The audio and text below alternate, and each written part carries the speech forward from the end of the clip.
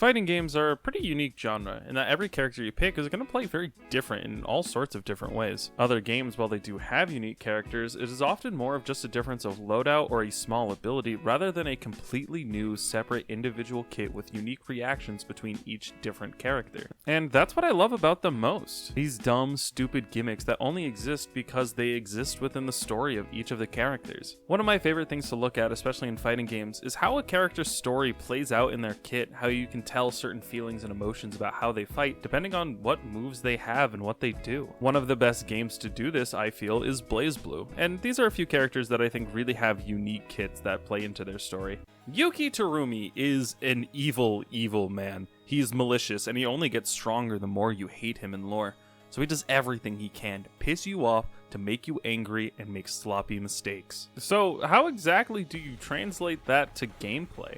You can't exactly have the character say, "I'm evil and enjoy hurting people," while he's stomping someone's face in. There's gotta be something else that you're doing. Terumi is gimmicky, to say the least. He has a slow command grab, he has a slow overhead, he has a really gimmicky strike throw, a projectile that does nothing but force these really dumb 50-50s, and a really stupid counter. But every single time you get hit by one of these, you just have to sit back and say, "Man, I just got hit by that, what am I doing?" And then you begin to make mistakes, you begin to look out for certain things, you begin to be conditioned by the Terumi player, you begin to hate what they're doing, you get frustrated, you're making more mistakes, which makes these gimmicky options so much more stronger and stronger. Terumi the character and Terumi the kit all rely on your opponent making dumb mistakes because of how angry you make them. In fact, the only way to really beat Terumi in lore and in game is to slow down, control your emotions, and deal with the problem effectively. Mai Natsume is a lovable little goofball. She tries to be very respectful out of a fight, giving you your proper credences. She gets a little embarrassed sometimes, and she just wants to live a happy life, but was forced to become a Sector 7 agent by Gonder Kokonoe. The spear she wields is the mighty weapon Gallia's Zephyrus Outseal, a sentient weapon that is teaching Mai how to use it as she's fighting, giving her certain instincts on what moves to use. How do you translate this to gameplay?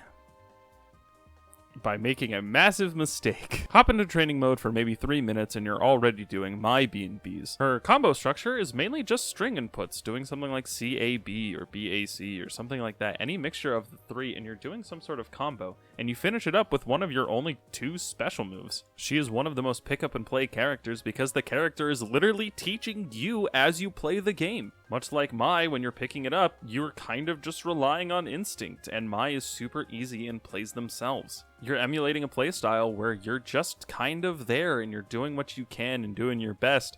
All the while, you have a mighty tool at your disposal, which is helping you fight. Which is a really cute interaction and plays into Mai's story, but it also means that you're carried, I'm sorry.